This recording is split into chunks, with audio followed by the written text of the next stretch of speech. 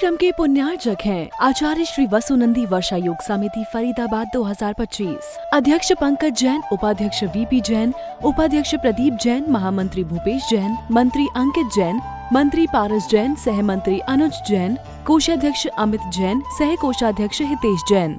आत्म कल्याण के इच्छुक सभी उपस्थित धर्म प्रेमी पुण्य आत्मा एवं महानुभाव, धर्मात्मा जीव जब अपने जीवन में धर्म करता है और उस धर्म में भी जब वो अपने जीवन में व्रतों का पालन करता है, नियमों का पालन करता है, तो उसके मन में विचार आता है कि मैं औरों को भी प्रेरणा दूं। क्योंकि धर्म करने के बाद हमारे अंतरंग में उत्साह, हर्ष, उमंग, आलस, आनंद, ये सब चीज़ें उत्पन्न होती है।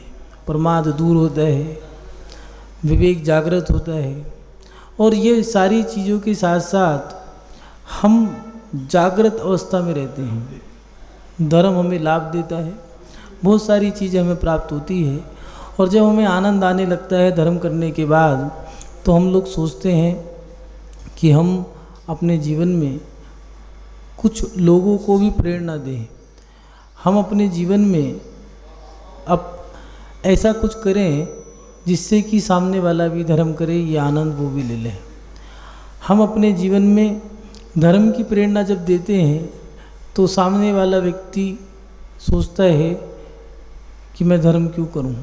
वो एक के बाद एक नई नई झड़ियाँ लगा देता है। धर्मात्मा जीव कहता है कि मैंने जो व्रत किए हैं आप भी व्रत करो, इन व्रतों का मुझे लाभ हो रहा है, आपको भी लाभ होगा।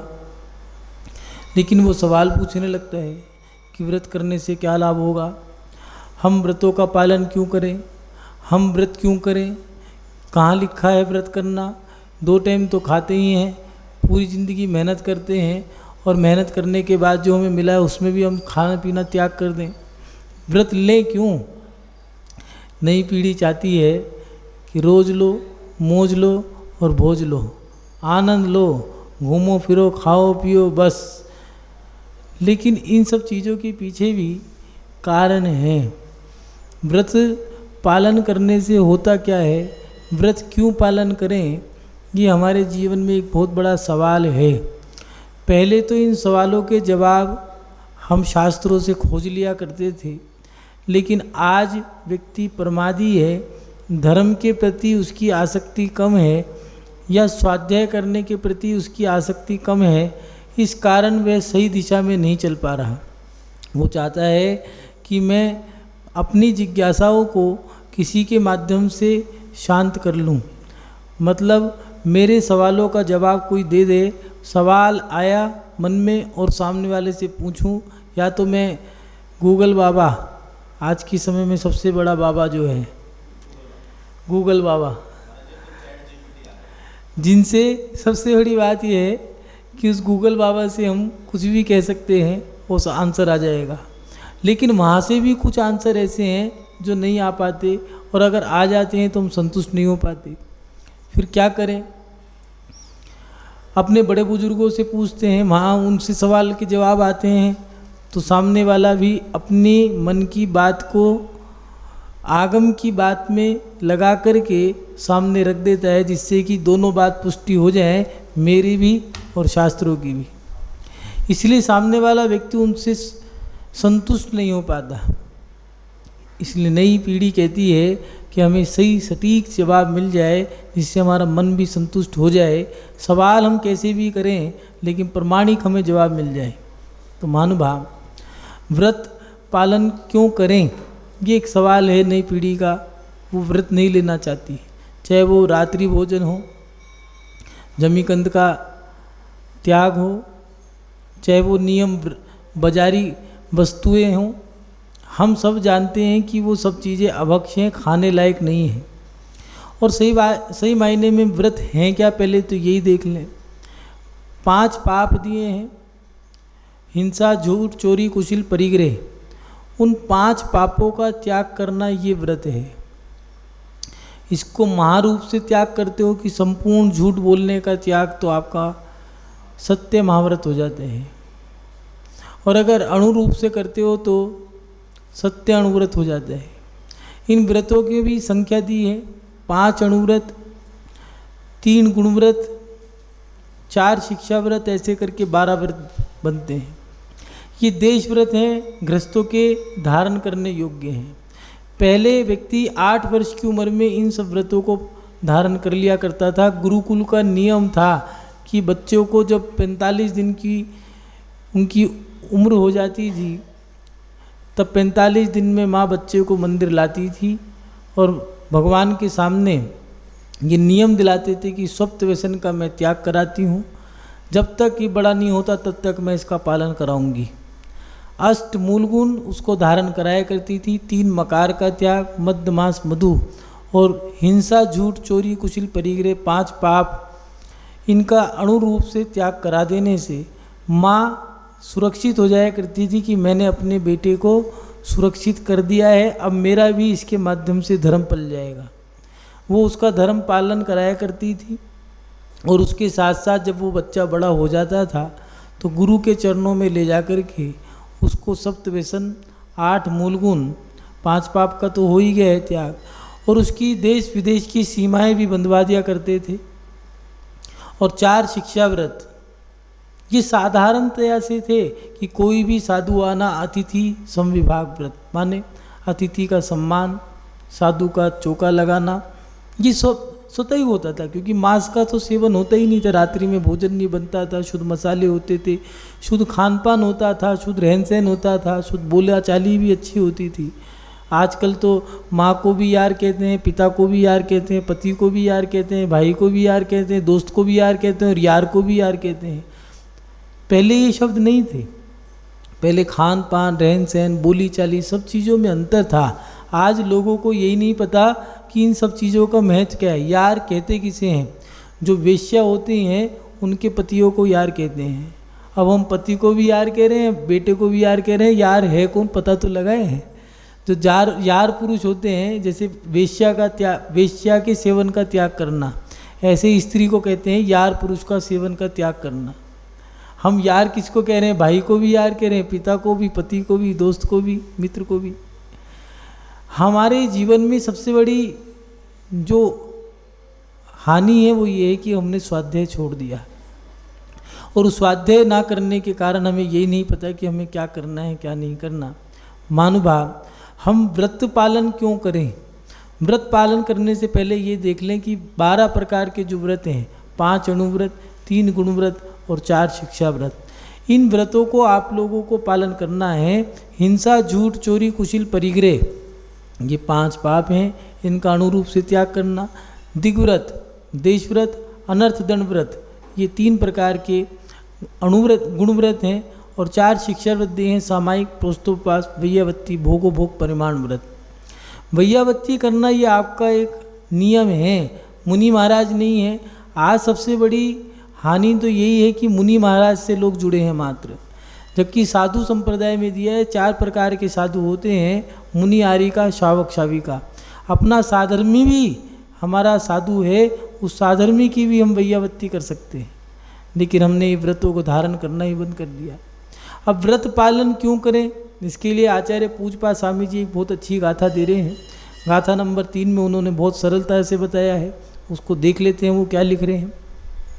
वरम वर्तेयि पदम देवै नावर्तम व्रत नारकम छाया तपस्यो भेदा पतिपाल यतोर्महान। यहाँ आचार्य पूज्यपाद स्वामी जी लिख रहे हैं, वरम वर्तेयि पदम देवम, व्रतों के द्वारा देवपद पाना अच्छा है, किंतु नरक में उत्पन्न होना अच्छा नहीं है, क्योंकि छाया में तथा धूप में बैठने वाले पुरुष के समान व्रत और पापाचरण के फलों में बड़ा भारी अंतर जाना जाता है। महानुभाव, व्रत धारण करके हम अपने जीवन में देवगति को प्राप्त करते हैं, और अव्रती व्यक्ति अपने जीवन में नरक गति या दुर्गति को प्राप्त कर लेते हैं। आज हमें कब व्रत धारण करने हैं, कब व्रत नहीं धारण करने, हम कुछ नहीं जानते। 80 साल की वृद्ध महिला भी किट्टी पार्टी में जा रही है, और जो 25 साल की जिसकी शादी हुई है वो भी जा रही है, और जिसकी 15 साल की उम्र है जो अब आने जाने की जो व्यवस्था है जो उन्हें संभाल ली है, वो लड़की भी जा रही है। अंतर क्या है? कब हम अपनी आत्मा का कल्याण करेंगे? हमें इन चीज़ों से कोई मतलब नहीं है। हमें मतलब रह गया रोज लो, मौज लो, भोज लो, मौज मस्ती। लोग कह रहे हैं समय बदल गया, समय बदल गया है, ठीक है, काल तो परिवर्तन होता रहेगा, लेकिन चांद सूरज आज भी वही है। आसमान और ज़मीन में वही दूरी है। हम चाहते तो नई टेक्नोलॉजी, नई सुविधाओं को अपने धर्म के लिए इस्तेमाल कर सकते थे। कुआं नहीं मिल रहा है, ठीक है, लेकिन गड्ढा खोद के बोरवेल के माध्यम से हम अपना धर्म पालन कर सकते थे। जितनी सुविधाएं बढ़ी हैं, विचार करो हमारा धर्म बढ़ा है या घटा है। पहले चक्की थी, घर में रोटी नपी तुली बनती थी। अब जो चक्की आई है, उस चक्की से रोटियों की संख्या बढ़ गई है, लेकिन शुद्धता ही घट गई है। पहले जूस निकालते थे तो हाथ से निकालते थे। अनार के दाने कपड़े में बोच लिए और उसको भींच दिया, नीचे जूस निकल गया। गलती से भी फैल ना जाए जरा सा, क्यों? उसमें मेहनत लगी है। कहते थे खून पसीने की कमाई है। आज बटन दबाओ, जूस निकल के आ जाता है मिक्सर से। लेकिन अब जूस की वैल्यू क्या रह गई? कितना फैल गया, कितना बर्बाद हो गया, कोई मतलब नहीं शुद्ध है या नहीं है। हम सुविधाओं को तो ले रहे हैं, लेकिन सुविधाओं के माध्यम से धर्म बढ़ा रहे हैं या घटा रहे हैं। घर से पैदल आते थे मंदिर, मंदिर भी पूरे नगर में एक मंदिर या 4 द्वार पे 4 मंदिर होते थे, नगर अगर बड़ा है तो। पैदल जाया करते थे, 8 किलोमीटर जाना, 8 किलोमीटर आना। आज सुविधाएं उपलब्ध हो गई हैं, 2-2.5 घंटे अगर हमारे लगे हैं तो हमने वो जो समय बचाया है उससे धर्म ज़्यादा किया या कम किया? सुविधाएं तो हमारी हमने बढ़ा ली। मंदिर चढ़ने की सीढ़ियाँ 2 मंजिल की हुआ करती थी, या फिर रास्ता लंबा हुआ करता था तो व्हीकल ले लिया, मंदिर चढ़ने के लिए लिफ्ट लगा दी। धर्म बढ़ा या घटा? सोचें, विचार करें। जब तक हमारे जीवन में व्रत नहीं होंगे तब तक हमारा जीवन व्यर्थ है। पैसा, हाय पैसा और हाय हाय पैसा, बस यही है। चाहे धर्म का क्षेत्र हो, चाहे कर्म का क्षेत्र हो, सबको पैसा चाहिए। लेकिन याद रखना, पैसा ही पेट नहीं भरता। पैसा तो वेश्या के पास भी होता है, लेकिन वेश्या कभी मोक्ष नहीं गई। वेश्या या यार पुरुष जो होते हैं उनके पास भी पैसा होता है, लेकिन वो मोक्ष नहीं गई, उनका कल्याण नहीं होता। वो तो नियम से दुर्गति के पात बनते हैं। महानुभाव, आचार्य भगवान लिख रहे हैं, व्रतों के द्वारा देव पद पाना आसान है और बिना व्रतों के तो नरक में उत्पन्न होना अच्छा है। और उसका उदाहरण भी है। एक व्यक्ति जंगल में जा रहा है, दिव्य पुरुष देख लिए, सामने बैठे हैं नगन मुद्रा धारण करके। बड़ा प्रभावित हुआ, उनके सामने बैठा रहा। ध्यान मुद्रा से जैसे ही बाहर आए, दिगंबर मुनि महाराज, नगन मुद्रा, जंगल, अंधकार, भयानक जानवर, भयानक जंगल। और ऐसे समय में मुनि महाराज को देख कर के कौन प्रभावित नहीं होगा? और कोई विकार नहीं, कोई राग देश नहीं, कोई छल कपट नहीं। वो व्यक्ति उन मुनि महाराज से इतना प्रभावित हुआ, वहीं बैठा रहा। मुनि महाराज ध्यान मुद्रा से बाहर आए तो उन्हें लगा ये भव्य पुरुष है। कुछ नहीं बोले। सामने वाले ने सवाल शुरू कर दिए, आप कौन हैं, क्या करते हो? कुछ नहीं, मैं तो साधु हूँ, ध्यान करता हूँ। ठीक है, जीवन के लिए उसने शिक्षा मांगी, शिक्षा दे दी। जाने लगा तो मुनि महाराज कहने लगे, अपने जीवन में तुम भी कोई व्रत लो, कोई नियम लो, कोई व्रत लो जिससे तुम्हारा कल्याण होगा। वो जानते थे कि ये भव्य पुरुष है, अवधि ज्ञानी थे। तो उसने कहा, मैं क्या नियम लूँ, मैं भूखा नहीं रह सकता और मैं कुछ छोड़ भी नहीं सकता, तो अब क्या करें? तो मुनि महाराज ही थे। कहने लगे, एक काम कर, जो तुझे अच्छा नहीं लगता वही छोड़ दे। कहने लगा, पता नहीं कब जरूरत पड़ जाए। तो फिर खाने पीने की चीज़ भूखा नहीं रह सकता। तो मुनि महाराज ने कहा एक काम करो, तुम अनजान चीज़ का त्याग कर देना, जिसकी तुम्हें जानकारी ना हो वो मत खाना। उनने कहा ठीक है, ये नियम तो ले लेता हूँ, ठीक है, इसमें क्या दिक्कत है, पूछ लूँगा, जानकारी लेके खा लूँगा, कोई बात नहीं। साधु, गुरु या मुनि महाराज ये बहुत दूरदृष्टि के होते हैं। उसने नियम ले लिया, चला गया। और एक दिन घटना ये घटी कि वो व्यापार करने गया था। व्यापार करके जब लौटने लगा, जहाज़ से उतरा, अपने घर आ रहा था। पहले तो वाहन कम हुआ करते थे, ऊँट घोड़े बैलगाड़ी इत्यादि ज़्यादा होती थी। अपने मित्रों के साथ जंगल से आ रहे थे, पैदल थे, सबको भूख लगी आई, वृक्षों पे फल लदे थे, तो उन्होंने कहा चलो फल खा करके पेट भर लेते हैं, यहाँ तो कुछ मिलेगा नहीं। पोहा पोहा उनके पास कुछ था नहीं, सब खत्म हो गया था। उन्होंने क्या किया, एक फल तोड़ लिया और खाने लगे। तो सबसे पहले फल उसको दिया। तो उसने कहा मेरा तो भैया पहले ये बताओ कि ये फल क्या है। उन्होंने कहा हम नहीं जानते। तो ठीक है, मेरे अनजान फल का त्याग है, अगर तुम बता दो तो खा लूँ, नहीं तो नहीं खाऊं, मर जाऊंगा लेकिन खाऊंगा नहीं। उन्होंने कहा क्यों? एक दिव्य पुरुष से मैंने नियम लिया था, व्रत लिया था, और अब मैं उस व्रत को तोड़ूंगा नहीं, मर जाऊंगा, क्योंकि वचन दे दिया, अब प्राण भी चले जाएं लेकिन वचन नहीं तोड़ूंगा। और उस दिव्य पुरुष से गुरु थे, वो तो संत थे। ठीक है, सब ने फल खा लिया और उसने नहीं खाया। वहीं बैठे बैठे सब धीरे धीरे अचेत अवस्था को प्राप्त हो गए। उसने उनको होश में भी लाना चाहा, लेकिन कोई भी होश में नहीं आया, सबके प्राण चले गए। बाद में पता लगा कि वो फल किम्पाक फल था, जिसको खा कर के जीव मर जाते हैं। वो व्यक्ति वहाँ से भागा और भाग कर के मुनि महाराज के पास पहुँचा और जाके कहने लगा कि बस अब तो मुझे दीक्षा दे दो। उन्होंने कहा क्यों, क्या हुआ?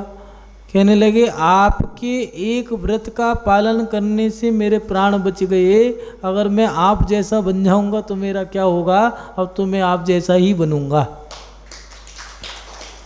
मानुबा, व्रत लेने से हमारे जीवन में छोटे छोटे व्रत या नियम जरूर होने चाहिए। राम और रावण ये दो व्यक्ति थे, दोनों के ही नियम थे और दोनों के नियम ही एक थे। राम का नियम था कि सीता के सिवा अन्य किसी स्त्री का स्पर्श नहीं करूँगा, और रावण का नियम भी यही था, ऐसा ही था कि किसी पर स्त्री का उसकी इच्छा के बिना स्पर्श नहीं करूँगा। रावण नियम नहीं निभा पाया, व्रत तोड़ दिया। बाली मुनि महाराज के समोशरण में लिया था ये नियम, और ये बहुत बड़ा नियम है राजा महाराजा के लिए, क्योंकि उनकी एक नहीं हजारों रानियाँ होती हैं। उसने नियम ले लिया, लेकिन सीता को देख कर के वो नियम तोड़ दिया। अगर नियम का पालन कर लेता ये दुर्गति नहीं होती उसकी। देखो, राम मोक्ष गए, रावण नरक गया। उदाहरण हमारे पास हैं और हम देख भी रहे हैं क्या फल है। उसके साथ साथ नारायण प्रति नारायण, कुछ लोग कहते हैं भोग भोगो, क्या उम्र है? अगर व्रत लेने का कहते हैं, पहले माता पिता बच्चों से छोटी छोटी उम्र में ही नियम व्रत दिलवा दिया करती थी, लड़कियों से, कन्याओं से और बालकों से छोटे छोटे व्रत करवाया करते थे। जैसे बेटा रविवार को आज नमक मत खाना, बढ़िया बढ़िया उनके लिए मीठे की चीज़ बना दिया करते थे।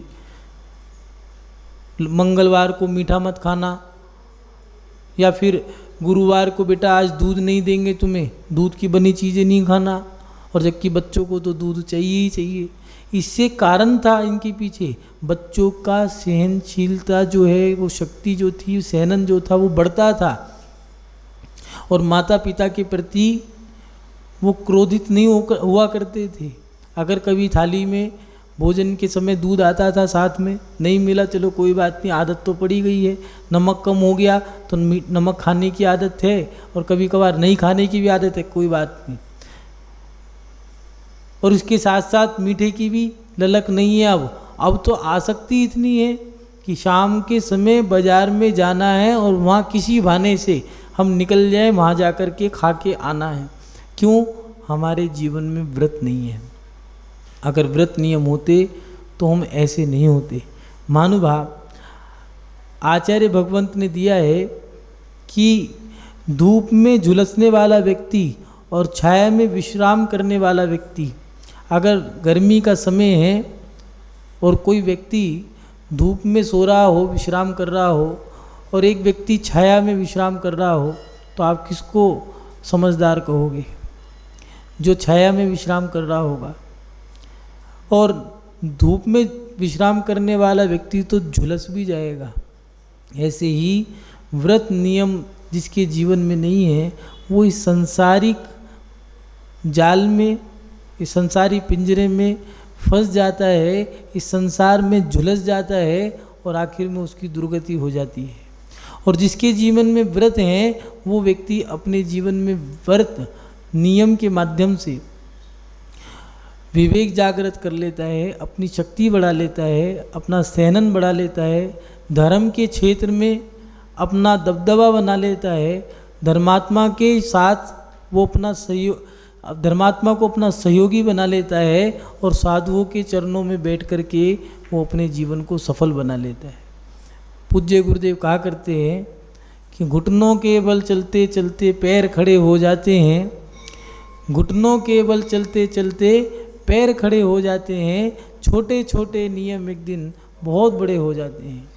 बच्चा माँ की उंगली पकड़ के कभी घुटनों के बल चलता है, कभी माँ की उंगली पकड़ता है, कभी गिरता है और अपने जीवन में एक अवस्था को प्राप्त कर लेता है, पैरों के बल चल जाता है। ऐसे ही हम छोटे छोटे नियम लेते हैं, एक दिन वो छोटे छोटे नियम बहुत बड़े हो जाते हैं। किसी व्यक्ति ने 1 महीने का आलू का त्याग किया और 1 महीने का आलू त्याग करके उसने रात्रि वो 1 महीने का करा, फिर 2 महीने का करा, फिर 4 महीने का चतुर्मास में कर दिया, फिर 6 महीने का कर दिया और रिजल्ट ये आया कि एक दिन उसने आजीवन ही कर दिया। ये क्या हुआ? पता नहीं कितने लोग ऐसे हैं जो मंदिर जाने का नियम था, 1 महीने का था, ठीक है, थोड़ा सा लगाव हो गया, जुड़ाव हो गया, मंदिर से लगाव हो गया, धर्मात्मा से जुड़ाव हो गया, धीरे धीरे धीरे ये हुआ, ठीक है, 1 महीना, 2 महीना, 4 महीना, चलो मैं तो आजीवन मंदिर जाऊँगा। कुछ लोगों का ऐसा होता है कि हमें ये चीज़ नहीं छूट रही, क्या करें? तो किसी मुनि महाराज ने कह दिया ठीक है ये बुरी लत है, इसको आप 1 हफ्ते के लिए छोड़ दो। ठीक है, 1 हफ्ते के लिए छोड़ दिया, 7 दिन के लिए छोड़ा, 7वें दिन फिर मुनि महाराज के पास गया, अच्छा तो लग रहा है, आप मुझे नियम दिला दो तो मैं पालन कर लूँगा। ठीक है, अब एक काम करो, 15 दिन के लिए छोड़ दो। 15 दिन के लिए छोड़ा, फिर कहने लगा अब तो और अच्छा लग रहा है, मेरा खर्चा भी बच गया, बुरी आदत से भी बच गया, लोगों के अंदर जो मेरे प्रति गलत भ्रांतियाँ थी वो भी दूर हो गई। ठीक है महाराज जी, एक काम करो, अब 2 महीने का दिला दो। 2 महीने का छूट गया, 4 महीने का फिर कर लिया। अब कह रहा महाराज जी एक काम करो, अब तो लेना ही बंद कर दिया, अब गुटखा या बीड़ी सिगरेट जो भी है मैं आजीवन त्याग करता हूँ। अब दिलवाना नहीं, अब अपने आप ही ले रहा है। नियम व्रत हमारे जीवन में हमारा अंतरंग का सुधार करते हैं। नई पीढ़ी कहती है हम व्रत पालन क्यों करें? व्रतों के माध्यम से हमें अंतरंग में शांति मिलती है। जो व्रत लेते हैं वो अंतरंग से प्रसन्न हैं। कुछ लोग उन्हें पागल कहते हैं। किसी के यहाँ दिवाली मनती है तो लोग खुश नहीं रहते, क्यों दिवाली भैया इनके यहाँ बन रही है, हमारे यहाँ क्यों नहीं है। लेकिन जिनके यहाँ दिवाली मनती है वो तो खुशी मनाते हैं, भैया तुम भी दिवाली मना लो, मैंने जो किया है तुम भी करो। ऐसे ही अगर कोई व्यक्ति व्रत लेता है तो उसे अंदर से आनंद आता है। व्रत कौन कौन से हैं हमने बता दिए। पहले वर्णी जी थे, वो कहा करते थे कि 5 पाप हुआ करते हैं। उन 5 पापों में अगर कोई सबसे बड़ा पाप है तो कौन सा है? तो सामने वाले ने कहा हिंसा। उनने कहा नहीं, एक काम करो, तुम हिंसा का त्याग मत करो, परिग्रह का त्याग करो। तो वो परिग्रह का त्याग कराया करते थे। किसी ने पूछ लिया कि महाराज श्री आप हिंसा का त्याग नहीं कराते वर्णी जी और परिग्रह का त्याग कराते हो, तो वर्णी जी कहने लगे भैया हिंसा का त्याग करोगे कब? जब परिग्रह होगा। परिग्रह का त्याग कर दो, हिंसा तो अपने आप त्याग हो जाएगी। ऐसे ही एक के बाद एक क्रम जुड़ा हुआ है। जो हिंसा करेगा वो झूठ भी बोलेगा, चोरी भी करेगा, परिग्रह को भी रखेगा और अब्रह्म का सेवन भी करेगा। महानुभाव, हमारे जीवन में ये 5 अणुव्रत भी होने चाहिए। महाव्रत नहीं है, 5 अणुव्रत हैं और अणुव्रतों को महाव्रतों में बदलने का भी अभ्यास होना चाहिए। बहुत सारे व्रत दिए हैं। मुनि महाराज के 22 परिचय होते हैं। मुनि महाराज के 22 परिचय हैं और आप लोगों को उनका अभ्यास करना चाहिए। लेकिन हम सोचते हैं कि भैया सब कुछ मुनि महाराज का है, आपका कुछ भी नहीं है। जबकि दिया है कि मुनि महाराज के जो व्रत हैं आप लोगों के अभ्यास हैं, उनके नियम हैं, आपका अभ्यास है। क्यों? क्योंकि आपको एक दिन उन जैसा बनना है। नग्गो ही मोक्ष मग्गो, नगनता से ही मोक्ष होगा। जो लोग कहते हैं कि घर में बैठ कर के मोक्ष हो जाएगा या फिर बिना मुनि बने मोक्ष हो जाएगा, तो भैया वो मोक्ष उनके यहाँ होता है, अपने जैन धर्म में नहीं होता। अपने जैन धर्म में तो दिया है कि अपने दीक्षा काल, शिक्षा काल, गणपोषण काल, साधना काल, संलेखना काल और उसके बाद दिया है समाधि, समता भाव धारण करके समाधि करें। और जो व्यक्ति भटक गया तो भटक गया तो भटक गया, इस संसार में लटक गया। तो महानुभाव, अपने जीवन में छोटे छोटे व्रतों का पालन करते हुए अपनी आत्मा का कल्याण करें। आचार्य पूजपा स्वामी जी यहाँ पर ये लिख रहे हैं, वरम वत्ते पदम देवम ना वर्तते वर्तनारकम छाया तपस्यो भेदा पतिपाल व्रतो महान।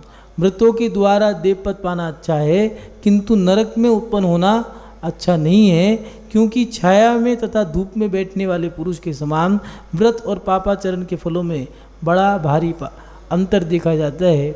महानुभाव, आप सभी लोग अपने जीवन में जो अपनी कुलाचार की परंपरा है, जिनसेन स्वामी जी ने आदि पुराण में गर्भान्वय, क्रियान्वय और दीक्षान्वय ऐसे 108 क्रिया दी हैं। उन्होंने कुलाचार की क्रियाएं भी दी हैं जो आदिनाथ भगवान से आज तक चलती आ रही हैं। उन क्रियाओं को कुलाचार कहते हैं। हमारे कुल का आचार है और सबसे हमारे कुल के नायक कौन है? वो रहे आदिनाथ भगवान। इस कार्यक्रम के पुण्यार्चक थे आचार्य श्री वसुनंदी वर्षा योग समिति फरीदाबाद 2025, अध्यक्ष पंकज जैन, उपाध्यक्ष वीपी जैन, उपाध्यक्ष प्रदीप जैन, महामंत्री भूपेश जैन, मंत्री अंकित जैन, मंत्री पारस जैन, सह मंत्री अनुज जैन, कोषाध्यक्ष अमित जैन, सह कोषाध्यक्ष हितेश जैन।